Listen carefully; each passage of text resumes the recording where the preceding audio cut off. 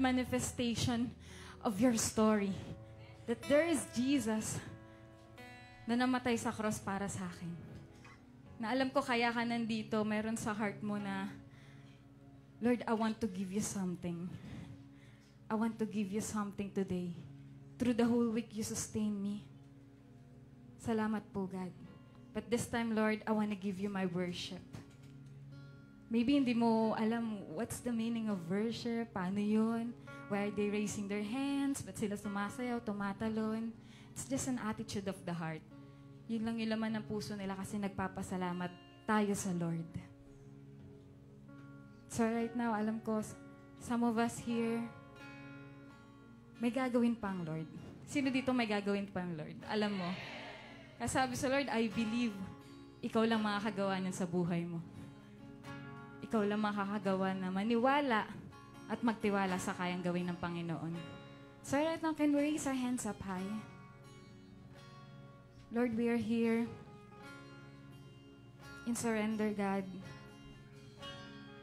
We just want you today, Lord. We will just offer praises, worship, honor to you, O God. Everything, Lord, sa'yo lahat yun, Ama. Walang sa amin, God, but we thank you, God. We thank you sa lahat ng pinagkakatiwala mo sa amin, O Lord.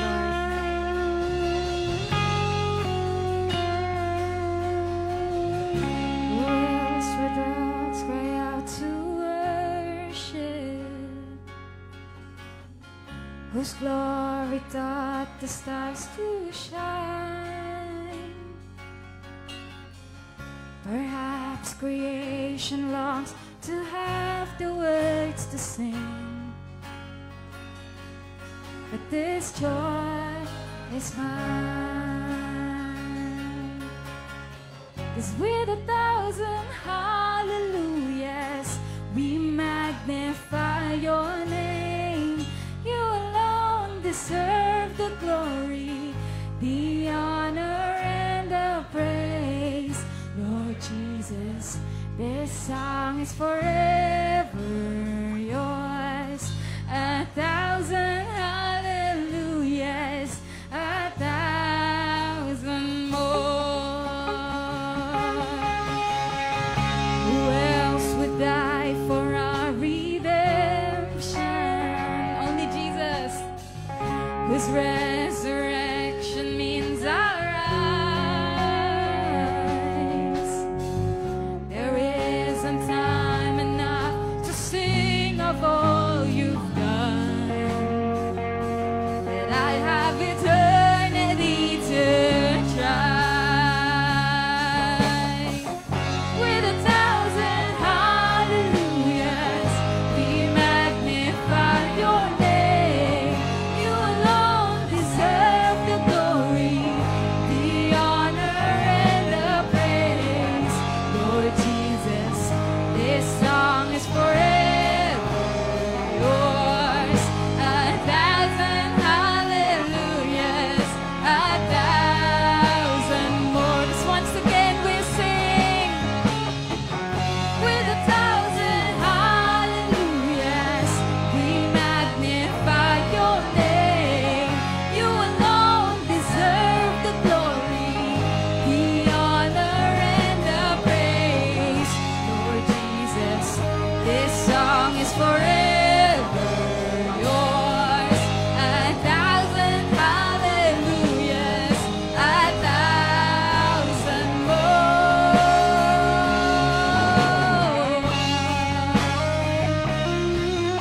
Oh Lord, we'll continue to raise hallelujah. Let's praise His name. Jesus, praise your name. All the praises, you deserve it, oh God.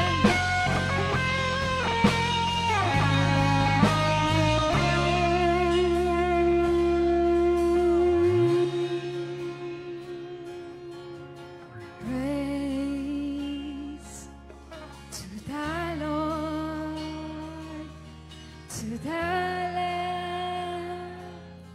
to the King of heaven, praise. For He rose, now He reigns. We will sing forever, praise to the Lord, to the Lamb,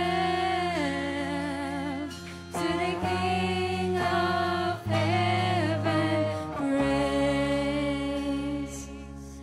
For He rose, now He reigns. We will sing forever. And on that day, when my strength is failing, the end draw near and my time has come, still my soul sings your praise unending. 10,000 years and then forevermore.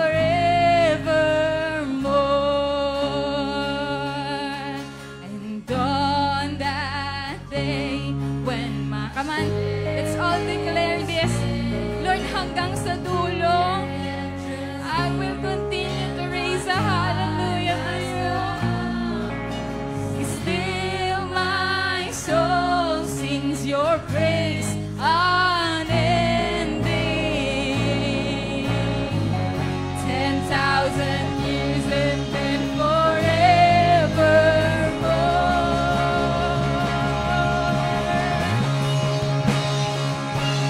Bless the Lord, oh my soul, oh my soul. I worship His holy name, oh Lord. Sing like never before, oh my soul. I worship Your holy. Just bless the Lord, oh my soul. Bless the Lord, oh my soul, oh my soul. I worship His holy name. Only Your name, sing like never before. Oh my soul, I worship Your holy name.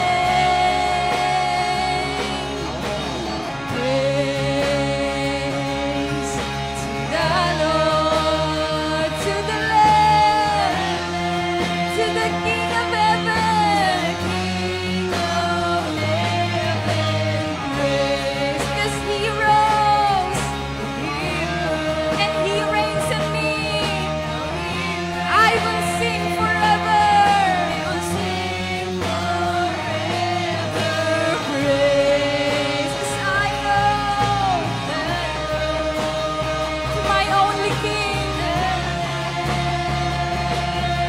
to the King of heaven, praise. For He rose, I know He reigns, and I will sing forever.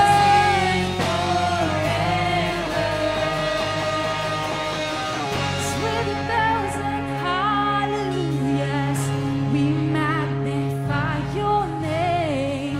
You alone deserve the glory, the honor, and the praise. Lord Jesus, this song is forever Yours. 1,000 hallelujahs, 1,000 more. Come on, let's sing it again. With 1,000 hallelujahs, we magnify Your name. You alone deserve the glory, the honor, and the praise. Lord Jesus, this song is forever Yours. 1,000 hallelujahs, 1,000 more. 1,000 hallelujahs,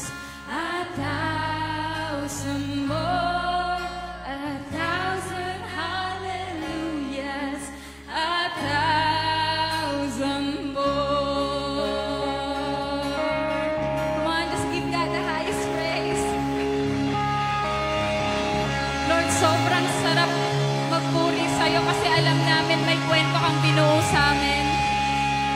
Salamat, Lord. It's so good and it's so nice to raise a hallelujah with you. Kasi alam namin you deserve it. You deserve it. Come on! Clap for the Lord!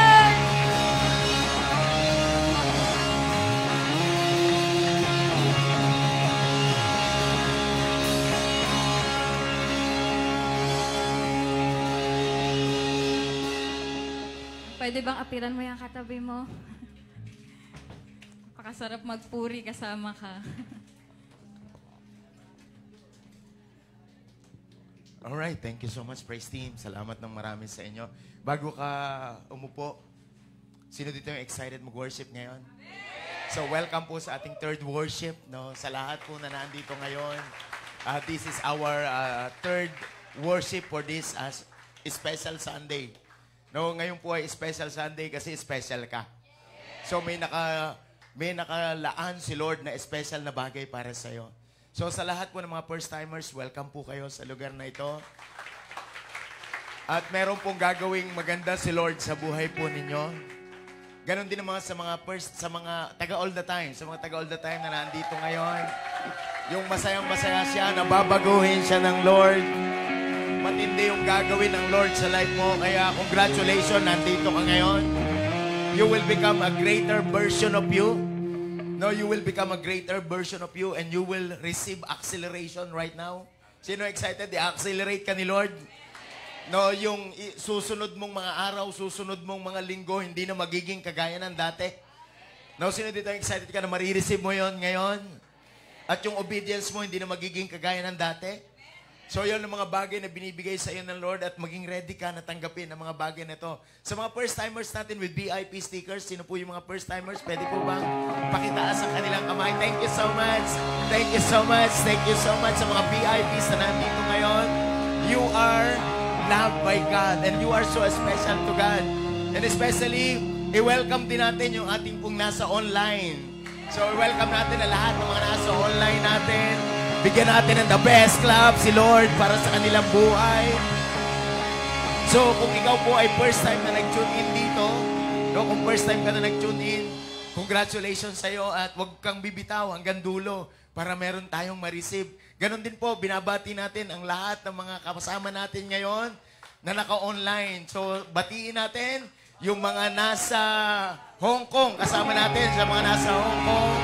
So, God bless you, Hong Kong. Pagpalain ng Lord ang cell group dyan sa Hong Kong. And then, pagpalain ng Lord ang mga nasa Masbate. Yan, kasama natin ang mga taga Masbate. Kasama natin ang mga taga Lianga, Surigao. No, kasama rin natin ang mga taga Pangasinan. No, kasama natin yan. So, mga kasama, yung mga hindi natin nabanggit, no? Yung may kasama din tayo sa London na nanonood ngayon, no? So, to God be the glory. To God be the glory. God is expanding His territory sa buhay po ng bawat ng Diyos as fresh. And you will become relevant. No, lahat ng bagay kayang koneka ng salita ng Diyos. No, if we are willing. Sabi mo sa katabi mo, if we are willing, God will use us. No, so bigyan mo na high five yung katabi mo. Sabi mo sa kanya, congratulations. Nandito ka ngayon. So, salamat ng marami, praise team. Salamat ng marami. Woohoo! Sino yung masayang-masaya ka ngayon? Yung pong mga nandyan sa may gilid, pwede po kayong pumunta dito sa harapan para po at least mabigyan natin ng space yung mga nasa likod. Please come forward dito po sa harap. Punuin natin itong harapan natin. No, yung po nasa likod, please. Yung pong mga nasa likod, no, paki-assist po ng mga usher po natin na nasa likod para po at least nakakarinig tayo lahat, no? Yan, yan. Alam niyo po, napaka-makapangyarihan ng Diyos at napaka-makapangyarihan ng salita ng Diyos. So, God is a powerful God and His Word also is a powerful Word na nagwo-work po sa life ng bawat isa sa atin. Ang problema po, sa buhay natin mga kasama, sometimes nagiging masyado tayong relihiyoso. Sabay-sabay nga natin sabihin, reliyoso. No, yung bang spirit of religiosity, yun ang bumabalot sa atin. And hindi yun ang gusto ng Diyos. Ang gusto ng Diyos, maging authentic ka. Pakisabi, authentic. Anong ibig sabihin ng authentic? Ang ibig sabihin ng authentic, yung totoo. So kaya po, maraming mga tao hindi makaranas ng kapangyarihan ng Diyos, sang-ayon sa kanyang salita, walang problema sa Diyos, walang problema sa salita ng Diyos. Papaano tayo magre-response doon sa salita ng Diyos? So tayong mga tao ay makapangyarihan na nilalang din sa wangis at larawan ng Diyos para makasama ng Diyos. Ang gusto po ng Diyos sa bawat isa sa atin, relationship. At ang Diyos ay nagpapakita sa atin na tayo ay anak ng Diyos. Sino dito yung mga anak ng Diyos? Sabihin mo sa katabi mo, anak ng Diyos. Now, alam niyo po ba, gusto kong sabihin sa inyo na hindi lahat ng nakakaramdam ng anak ng Diyos, nakakaisip na anak ng Diyos, ay anak ng Diyos. Hindi porke nag-church tayo, anak ka na ni Lord. Hello? May kausap ba ako? Yes.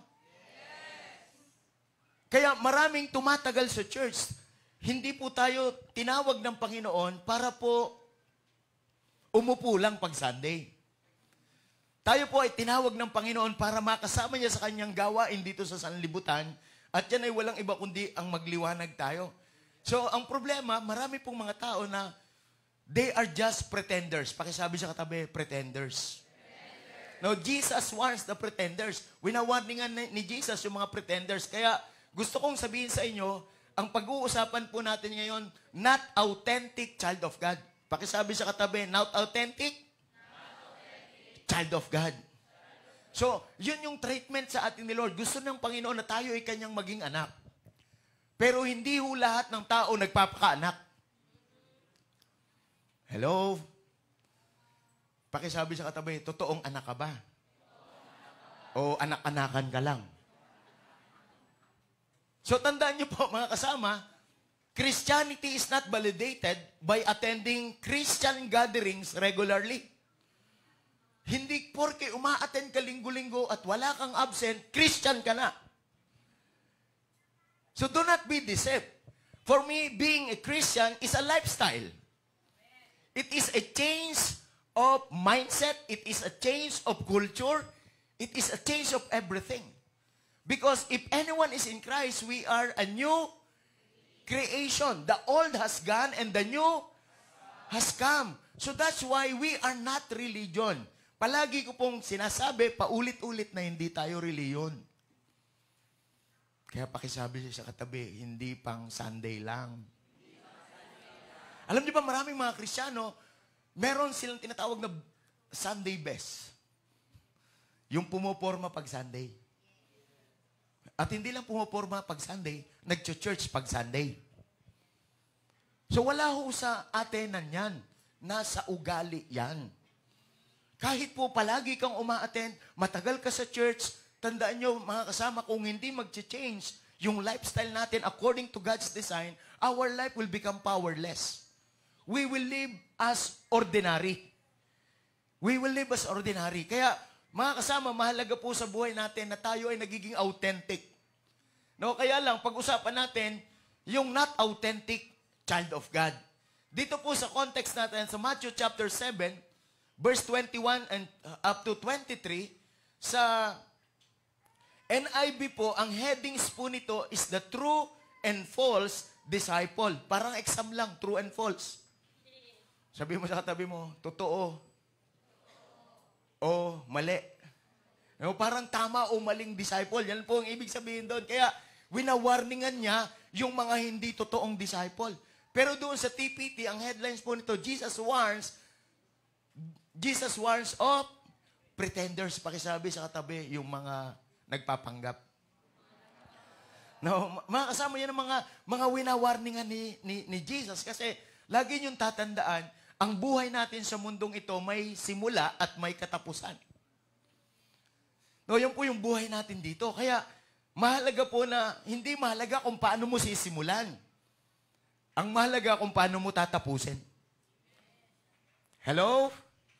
So, yan po ang pag-uusapan natin ngayon, mga kapatid, no? Na maging mapagmatsyag tayo, maging mapagbantay tayo sa ating sarili. Huwag mong dadayain ang sarili mo. Maging totoo tayo na anak ng Diyos. Kasi pag totoong anak ng Diyos ka, yung salita ng Diyos magmamanifest sa'yo. Yung glory ni Lord magmamanifest sa'yo. So kapag ka ang life mo may glory ni Lord, may power ni Lord, so ang makikita sa atin yung ginawa ng Diyos. Now, sino dito yung masayang-masaya? Nandito ka ngayon. Kaya pakisabi sa katabi, pag-aralan natin ang word ni Lord. No, ito yung bagay na magiging salamin natin kung authentic ba tayo o hindi tayo authentic. So, hindi garantiyang matagal ka sa church, totoo ka na. Marami pong mga tao na sabi, at tapat ako, simula noong makakilala ko sa Panginoon, umattend ako ng umattend. Walang gawain na ako ay pinalyahan. Tandaan niyo po, hindi po yung pag-attend, yung pagbabago sa buhay mo. Kasi maraming umattend, pero hindi nagbago. Tingnan mo yung katabi mo, buti na lang, nandito ka ngayon. Sino excited sa pagbabago ng buhay? So, hindi yung patagalan yan. Hindi ko rin naman sinasabing maging madali lang kayo. Ang magtiis hanggang sa dulo. Yan ang kailangan ng Panginoon sa buhay natin. Bakit? Nagmamahal tayo sa Panginoon. Kaya, mahalaga po na kapag authentic ka, may manifestation talaga sa life mo na authentic ka. At kapag ka hindi ka rin authentic, meron din mga bagay sa buhay mo na makikita tayo. So, tingnan nating mabuti itong bagay na ito. At bago matapos ito, mag-decide tayo. Mag-decide tayo na starting today, I will become authentic child of God. Kung ano ang sinabi ni Lord, mangyayari sa akin. Kung ano ang sinabi ni Lord, mangyayari sa akin. Tandaan nyo, ganon kakapangyarihan ng Diyos. Kapag hindi mo pinaniwala ng salita ng Diyos, walang mawawala sa Diyos. Pero sa atin, meron. Hindi lalabas sa atin kung ano ang sinabi ng Panginoon. Sino excited dito na kung ano ang sinabi ng Panginoon, mangyayari sa buhay mo? So, yan po ang ating tutumbukin ngayon. So, kaya, hindi tayo pwedeng magkubli. Alam niyo po ba, yung mga not authentic child of God, nagkukubli po sila sa mga bagay na nagagawa nila. They are hiding on the ministry. Now, pakisabi sa katabi, hiding in the ministry. Hindi porke may nagagawa ka sa church, anak ka na ni Lord. At hindi garantiya na may nagawa ka, anak ka na ni Lord. Gusto kong sabihin sa inyo, ang pagiging anak, mga kasama, ay hindi nakadepende doon sa ginagawa mo. Kasi pwede kang may gawin, pero ang pinaka-importante dyan, yung ugali mo. Bakit mo ginagawa ang isang bagay? Ginagawa natin ang isang bagay hindi para maging anak. Ginagawa natin ang isang bagay kasi anak tayo. Hello? Sino dito may naiintindihan ka ngayon? No, sometimes we are too much religious pagdating sa mga ganitong bagay na akala natin pag umattend ako, naging faithful ako sa pag-attend, anak na ako ni Lord. Meron din ganito, umattend na ako Lord ha, pagpalain mo ako. Lahat ng bagay, binibigyan natin ng kapalit. No. Pinagpala ka na talaga ni Lord. Pakisabi sa katabi, pinagpala ka na talaga ni Lord. Kasi anak ka na ni Lord. Nagiget niyo po ba mga kasama? So, huwag kang magiging anak kasi may ginagawa ka. Ikaw ay anak, kaya kami ginagawa. Kaya yung mga walang ginagawa dito, yung ang pagiging Kristiyano nila, satisfying life na nila, yung umattend. Pakisabi sa katabi, huwag maging ganon. Baguhan talaga ng buhay to. Now, sino dito yung masayang-masaya ka kung anong sinabi ng Panginoon mangyayari sa'yo? Ang pinangako ng Diyos, makakamtan mo. No, yan po yung pinangako sa atin ng Panginoon. Kaya, huwag tayong magkubli sa mga ministries natin. Hello? Pakisabi sa katabi, huwag kang magkubli dyan. Kasi may mas matinding naglingkod sa'yo. Kaya huwag mo ipagmamalaki yung nagawa mo kasi merong matitinding nagawa kaysa sa'yo. Hello? Sabihin mo sa katabi mo, may mas matindi pang nagawa kaysa sa'yo. So, tingnan niyo po itong verse 22, no? Matthew chapter 7, verse 22. Ang sabi ng verse, on the day of judgment. So, there is a time na darating talaga yung judgment na Lord. So, ano yung judgment na yan? Yung pong paghahari ng Diyos. So, meron pong tinatawag na first coming, dumating dito si Jesus at iniligtas ang sanlibutan, inayos ang relasyon ng mga tao sa Kanya, at lahat ng mga naayos na relasyon, babalikan ni Jesus. Ang tawag doon, second coming. Anong tawag? Second coming. Babalik uli si Jesus for the second time. That's why this is the second coming. And it is judgment. Pakisabi sa katabi, judgment. At ang judgment din, maaaring hindi pa dumating ang second coming, pero namatay na tayo. Yan po, judgment pa rin yan. Sapagkat sinabi ng Hebrew chapter 9 verse 27, minsan lang mamamatay ang tao pagkatapos nito'y paghukom. So judgment, pakisabi sa katabi, judgment. Ang i-judge yung mga hindi totoong anak ni Lord. Pero yung mga totoong anak ni Lord, hindi na i-judge, i-reward. Hello? Are you excited for that? Sabi mo, judgment will come. To those who are not true, not authentic child of God. Tingnan niyo po ito, no? Darating talaga yung judgment na yun eh. Pero yung mga anak ni Lord, i-reward yan. Kaya pakisabi, be authentic child of God. So yung mga hindi authentic, may judgment. Pero yung mga authentic, may reward. Bakit? Tinubos ka na ng Panginoon, anak ka na ng Panginoon. Kung totoong anak ka ng Panginoon, binago ka talaga ng Diyos. Hello? Sabi mo sa katabi mo, hindi na judgment, kundi reward. Now, sino dito excited sa word ni Lord? And then, ito yung mga sinabi dyan, no? On the day of judgment, many will say to me, Lord, Lord, don't you remember us?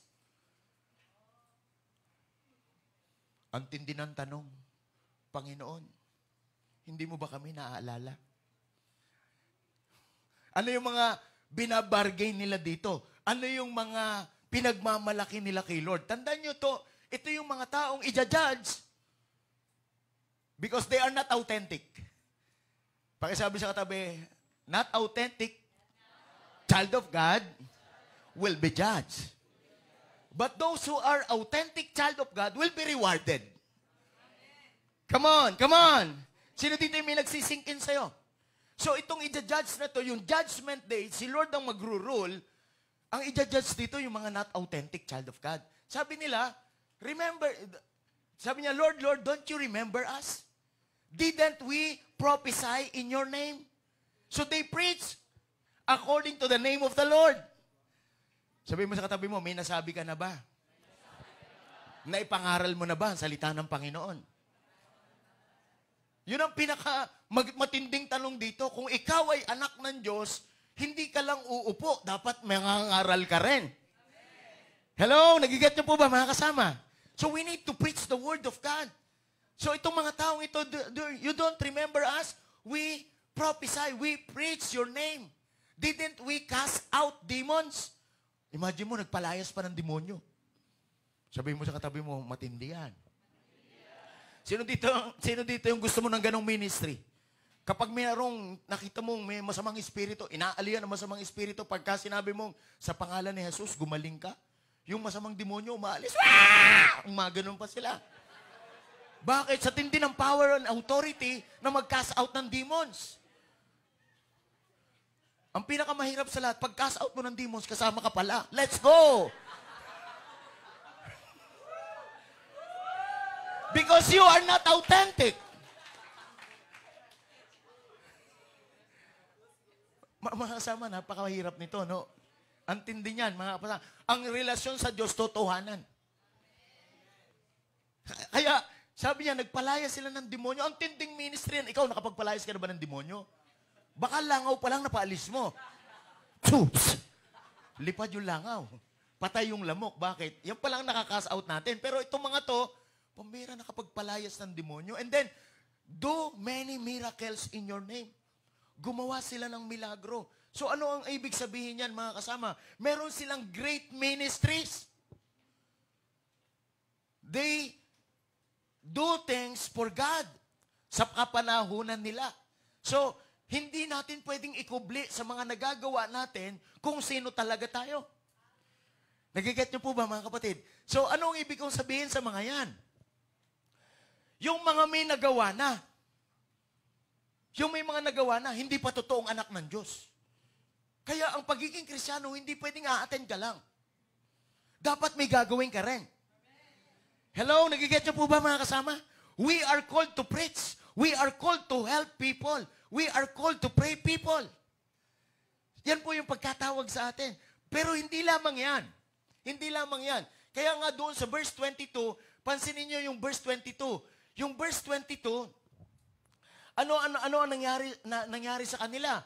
Yung verse 23, yung vindication from the Lord. So we cannot hide in the ministry because the vindication came from the Lord. So kung lahat ng bagay magagawa mo, yan ang magiging dahilan para mapunta ka sa langit, hindi ho yun ang totoo. Pupunta tayo sa langit, hindi dahil sa pakiramdam mo, hindi dahil doon sa nagawa mo. Pakisabi sa katabi, yung may nagawa, hindi papasok. Ay di lalo naman yung walang nagawa, kundi umupo lang. Hello? Pakisabi sa katabi, huwag mong dadayain ang sarili. No, ang pagiging Kristiyano hindi pa sa harapan ng pakiramdam. Bakit ka nag-church? Kasi pag hindi ako nakakapag-church, kulang ang araw ko. Para bang hindi masaya ang buong linggo ko pag hindi ako nagcha-charge. Mga kasama, hindi ito patungkol sa'yo. Patungkol ito sa pinagagawa ni Lord. Nagiget niyo mga kapatid ko? So hindi ito pa sa harapan ng pakiramdam. Kaya hindi ito pag-attend lang. Pakisabi sa katabi, hindi pag-attend lang. Tingnan niyo ang verse 23, no? Ang verse 23, ito yung sinabi ng verse 23, because this is the vindication of the Lord.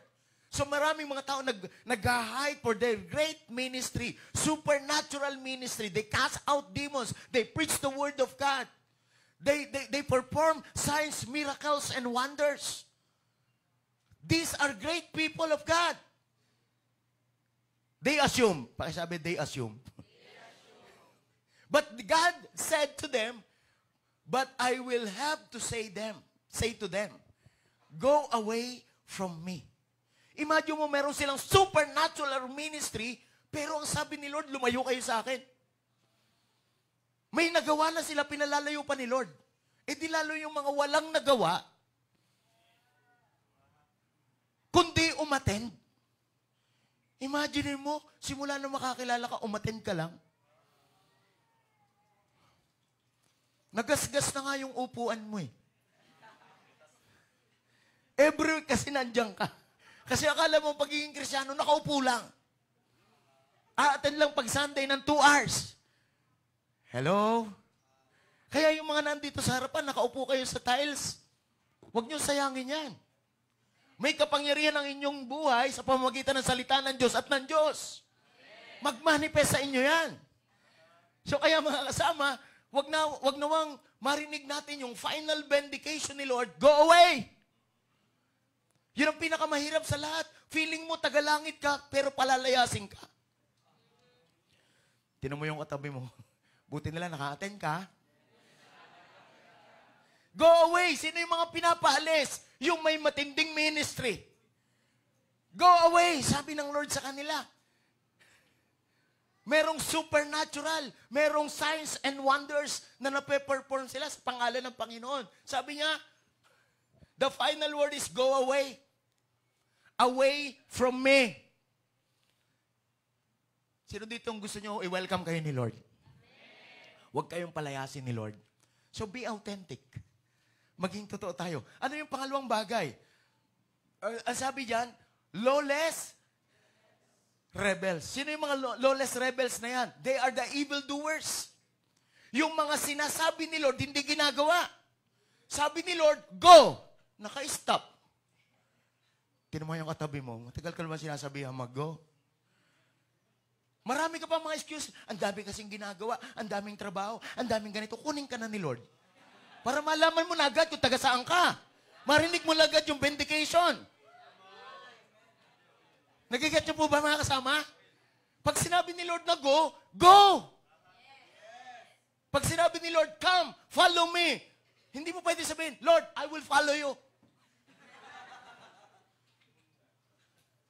Ano yung I will follow you? Hindi ka sumusunod, umaatras kang palayo. So if you are really authentic sons and daughters of God, you will follow Jesus. Amen. You are not just attending the church. The heavenly culture will be your lifestyle. Sino dito masayang-masaya? Alam mo na ngayon, pakisabi sa katabi, basta may sinabi si Lord. Huwag ka nang mag-aklas. Alam niyo, may ganito ba mga dialogue? Yung church na yan, lagi yang merong training. Pahihirapan tayo niyan. Talagang mga demonyong pag-iisip. Ano? Hindi ho pang pahirap yan, pang pagaling mo yan. Because trouble comes in your life. Yang ano na yan, lahat yan may bayad. Puro gastos ang church na yan. Hindi ho gastos yun, investment yan. Sino dito may naiintindihan ka ngayon? Huwag niyong kontrahin yung mga bagay na pinagagawa sa'yo ng Panginoon na pampadevelop, pampa-improve, pampaayos ng buhay, pampabuo ng pamilya, pampaasenso sa buhay. Eh pag kinukontra mo na yung salita ng Panginoon, maniwala ka, evildoers ka na. Akala mo kasi ang evildoers, mamamatay tao, nanggagahasa, nangkikidnap, serial killer. Akala mo kasi ganun ang rebel. Ang rebel, yung parang sumusunod pero hindi. Tino mo yung katabi mo, buti na lang, naka-attend ka ngayon, ha? This is the final vindication. Ang vindication, hindi yung nagagawa mo, hindi yung pag-attend mo rito. Kahit uma-attend ka ng cell group, uma-attend ka ng Sunday, tandaan mo, tinitingnan ni Lord yung karakter mo. Tino mo yung katabi mo, buti na lang, nandito ka ngayon. Sino masayang-masaya, nandito ka? Are you here today? Do you hear the word? So sabi mo sa katabi mo, stop being rebel. Do not be rebellious. Nagiget nyo mga kasama? Stop evil doings. Nagiget nyo po mga kasama? So kaya, ang salita po ng Panginoon at ang Panginoon, hindi ho magic yan. Na kapag may nangailangan ka, parang si Darna, pag sinubo yung bato, sisigaw siya ng, Darna! And then magta-transform siya.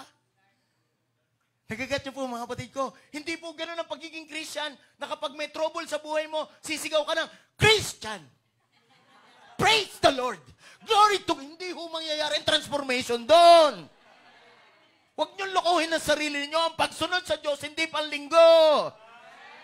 Pang-araw-araw yan. Come on, give God a highest praise. Do not deceive yourself because there is a final vindication. Hindi pwedeng umatendi. Dahilan sa umattend ka ngayon, tagalangit ka na. Ang tinitingnan ni Lord, ano yung ugali mo? No, sino dito yung masayang-masaya ka ngayon, naiintindihan mo yung word ni Lord? Kaya hindi ho relihiyon. Hindi pag namatay tayo, pumunta tayo sa langit, hindi tatanong ni Lord, anong relihiyon mo? Hindi tatanong ni Lord yun. Tatanong ni Lord, gano'n mo ko kamahal? Sumunod ka ba sa akin? Hindi mo pwede sabihin, opo, sumunod po ako. At hindi mo rin pwede sabihin, o bakit ka pupunta sa langit? Kasi umattend po ako. Imagine mo, may digmaang nagaganap, digmaan ng mabuti at masama, tapos umattend ka lang? Ano yung gusto mo? Pambira, para kang waterboy ka lang sa basketball. Gusto mo ikaw MVP?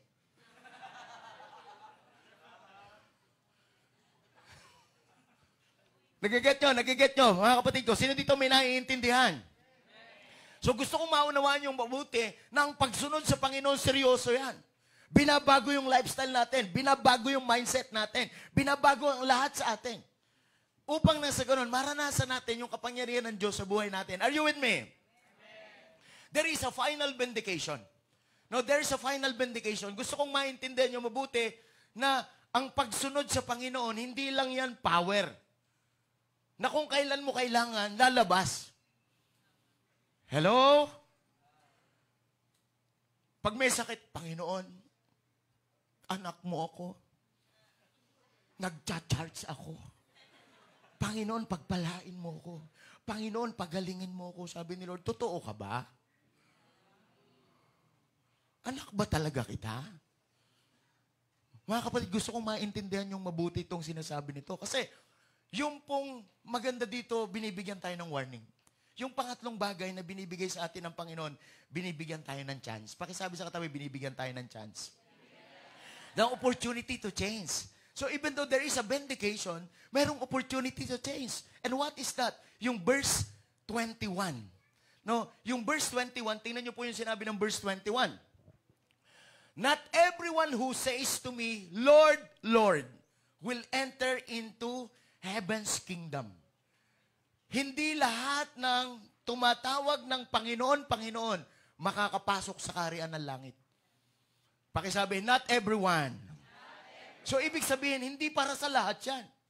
Yung pangako ng Panginoon, yung biyaya ng Panginoon, para lamang sa mga tumatanggap. Hello? Para lamang sa mga nag-a-agree.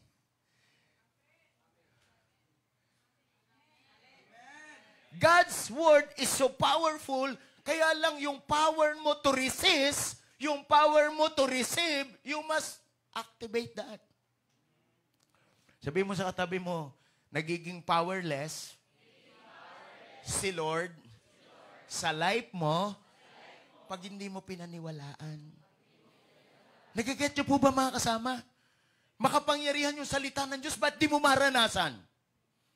Walang problema sa Diyos. Ang may problema sa attitude natin. Amen? Sino may naiintindihan ngayon? So kaya po may salita ng Diyos dito. Not everyone.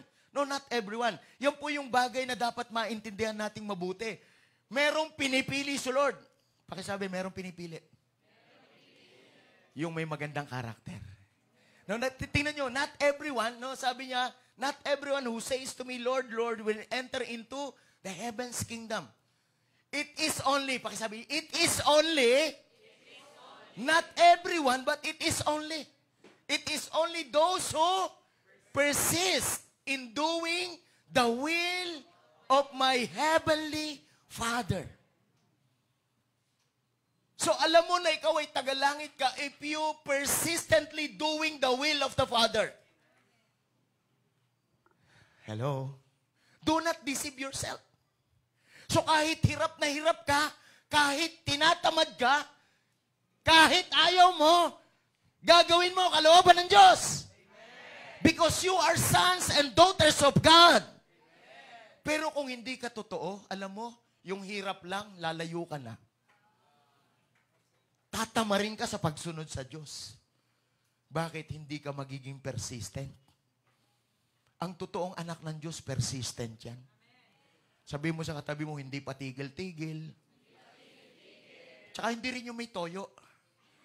Totoo ba na maraming mga Christian di toyo? Dinadamay si Lord. Mga kapatid ko, may problema lang konti, di mo na ako magcha-charge. Ayusin ko muna to. Parang ang galing mo, ayusin mo muna to, ha? Hindi mo kayang ayusin ang buhay mo na wala si Lord. At walang blessing ang life na hindi connected sa church ni Lord. So huwag kang magtatangka na mabuhay na wala, hindi connected sa church. Hindi mo pwedeng sabihin ganito, hindi naman ako nakakalimot. Bakit? Si Lord naman hindi memory, ah. Person yan. Nagigat niyo po ba mga kasama? Hindi naman ako nakakalimot. Mahal ko pa rin siya. Sumusunod ka ba? Oo naman. Naiintindihan yung ibig ko sabihin. Talagang yung mga authentic child of God lang ang pupunta sa heaven. Those who are persistently doing the will of our Heavenly Father. Mga kasama, hindi madali ang pagsunod sa kalooban ng Diyos kasi nasa sanlibutan tayo. Marami kang maririnig, marami kang makikita na magpapatigil sa'yo. Susunod ka sa kalooban ng Diyos, mahirap yan. Susunod ka sa kalooban ng Diyos, nakakatamad yan. Susunod ka sa kalooban ng Diyos, maraming pipigil sa'yo. Sabi ng mga katropa mo, uy, utu-utu ka ba? Lahat ba ng sasabihin nila, susundin mo? Mga Kristiyanong, utu-utu kayo. Mga kasama, hindi. Marunong lang kami mag-honor. Marunong lang kami mag-honor. Hindi ako utu-utu. I learn how to honor.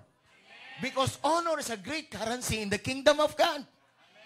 So kaya mga kasama, kahit nalabag sa loob ko, basta gusto ni Lord, basta pinagagawa ng leader ko, gagawin ko yon.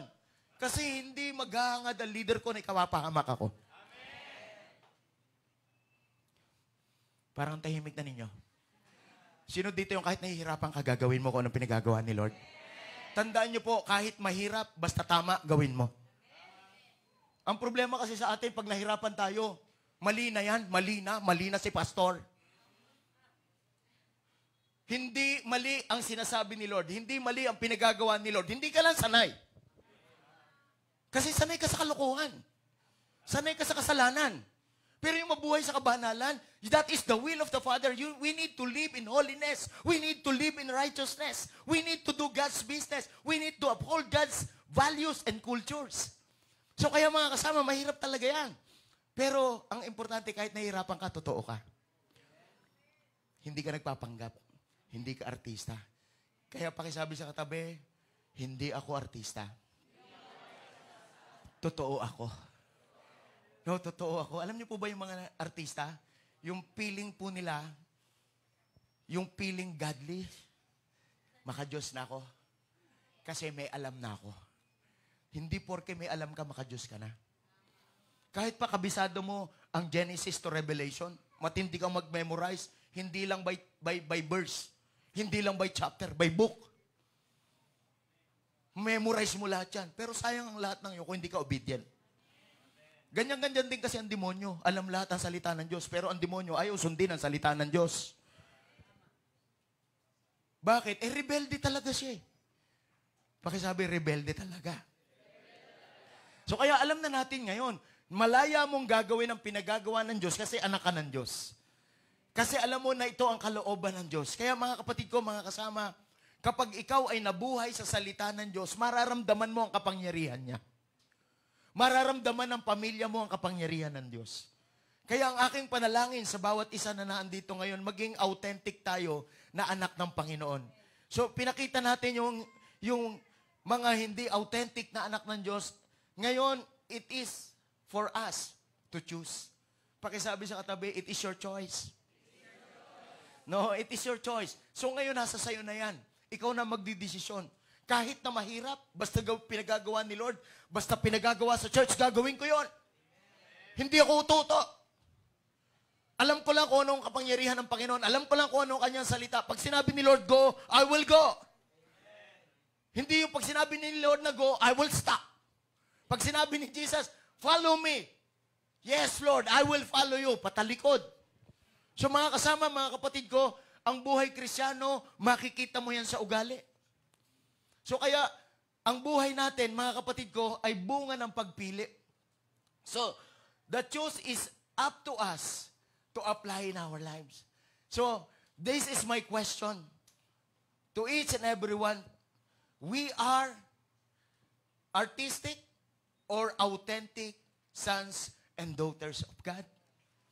Pakisabi sa katabi, ikaw ang makasasagot. Kaya, hindi pwede na nag-church lang tayo. Hindi pwede. Yung uupo ka lang every Sunday, hindi mo ma-experience ang power ni Lord sa life mo kung hindi ka magiging obedient.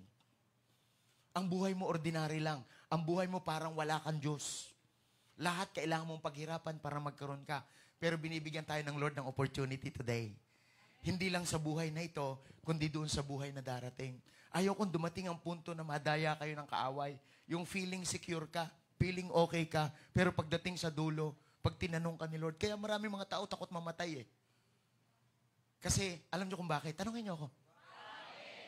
Takot sila sa final word, sa final vindication. Kaya mga tao ay pa mamatay. Sabi, hindi pa ako ready.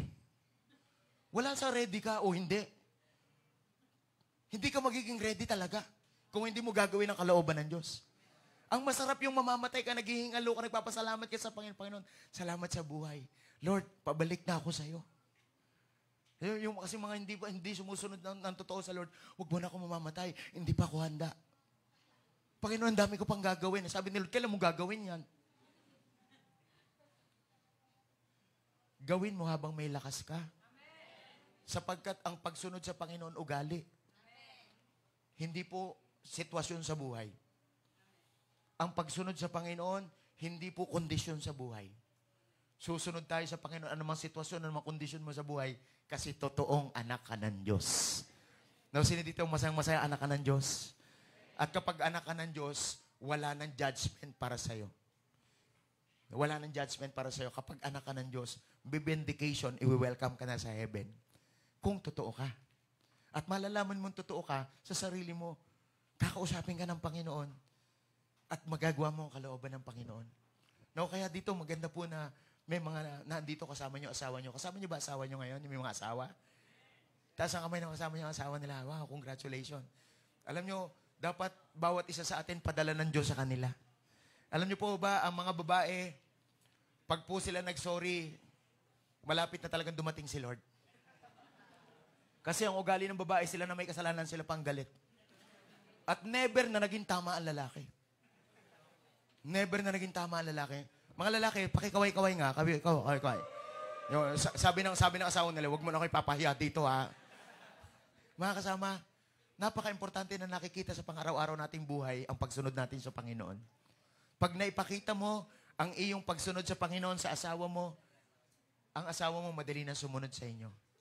Kapag naipakita ninyong mag-asawa ang pagsunod nyo sa Panginoon, yung inyong mga anak mabilis na rin sumunod sa Panginoon. At ang mga anak, pag sumusunod talaga kayo ng totoo sa Panginoon, maniwala kayo, madali na sumunod ang mga magulang sa pagsunod sa Panginoon. Pero huwag tayong magbabantayan ng mga mali ng isa't isa. Ang bantayan natin ang sarili natin. Kung anong pinagagawa ng Panginoon, gawin natin to. No, gawin natin to. Kaya, ang pinaka-importante sa buhay, totoo talaga tayo. May nakakakita, wala nakakakita, totoo talaga tayo. Tagasunod talaga tayo ng Panginoon. At alam ng Lord ang struggle mo. Alam ng Lord ang struggle mo. Alam mo bang pag dinesisyonan mo ang isang bagay, hindi ka pwedeng pilitin ni Lord? Kasi ang tawag diyan, willpower. Basta ginusto mo, hindi ka pipilitin ni Lord. Kaya mga kasama, piliin natin na maging authentic sons and daughters of God.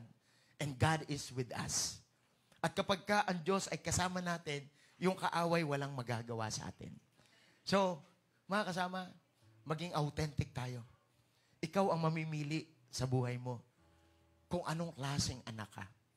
Kaya lang, merong final vindication. Do not hide in the ministry.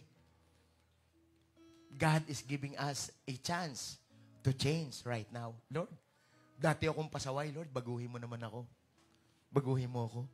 Yun po ang pinakamagandang mangyari sa bawat isa sa atin, maging masunurin tayo. Kanina po, nandito po yung isa nating bago sa pananampalataya, 2 months Christian lang yata siya, kung di ako nagkakamali. Pumunta po siya sa church, hirap na hirap po siya, hindi siya makalakad. For 2 years, ini-invite siya, pinagpipray siya ng kanyang kapatid.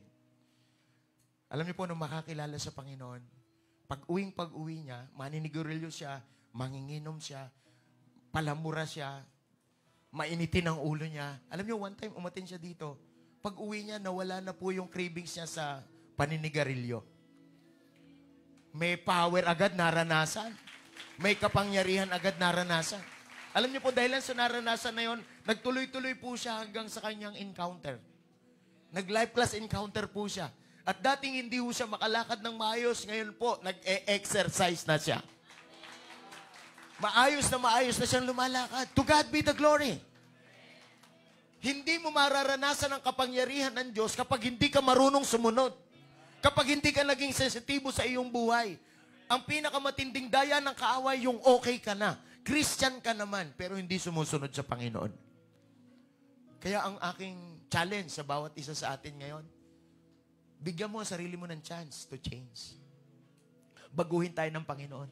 Alam niyo, nakakalungkot, yung mga matatagal na sa church, hindi talaga sila makasunod sa Panginoon. Bakit? Nasanay na lang na umattend, pero walang desisyong sumunod. Sana po, ngayong hapong ito, bawat isa sa atin anak ng Diyos. At ang totoong anak ng Diyos, persistently doing the will of our Heavenly Father. Pagsisikapan mo talaga, pagtsatsagaan mo talaga, sisipagan mo talaga. Bakit? Anak ka ni Lord. At ang masarap naman doon, yung buhay natin pagpapalain dito sa lupa, and then pagdating natin sa langit, iwe-welcome tayo. So this is my prayer today. Be an authentic children of God.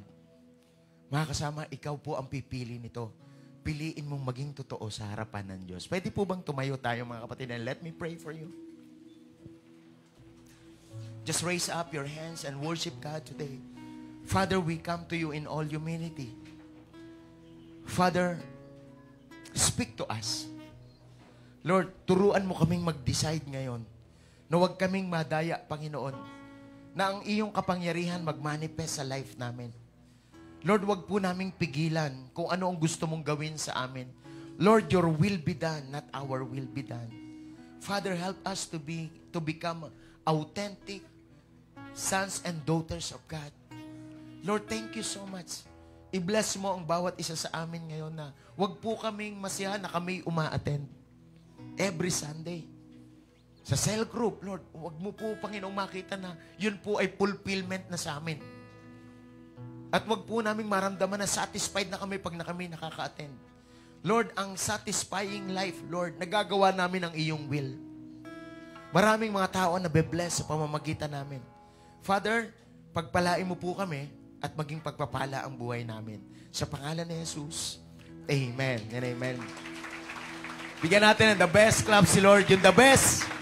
Lord, thank you so much for changing me.